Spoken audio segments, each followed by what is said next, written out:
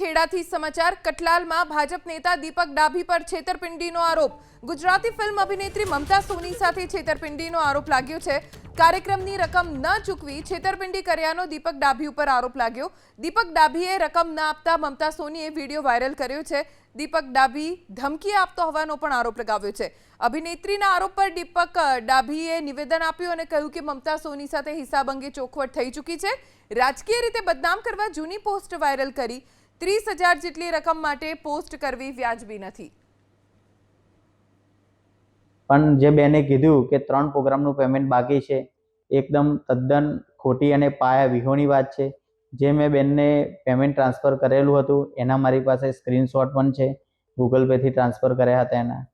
પણ આવી રીતે રાજકીય રીતે મને બદનામ કરવા માટે જેને બી આ વિડીયો ક્લિપ ફોરવર્ડ કરી છે, અને મને એ પણ નહીં સમજાતું કે બેન સાથે હું આટલા વર્ષોથી જોડાયેલો હતો તો બેને શું કામ આવું કર્યું। મને એ બાબતે કંઈ સમજણ નથી પડતી। મામલો ખાલી 25,000 થી 30,000નો હોય અને એમ બી આજુબાજુના પંથકના લોકોને ખબર છે કે 30,000 માટે સરપંચશ્રી કોઈનું કોઈ દિવસ પેમેન્ટ બાકી ના રાખે।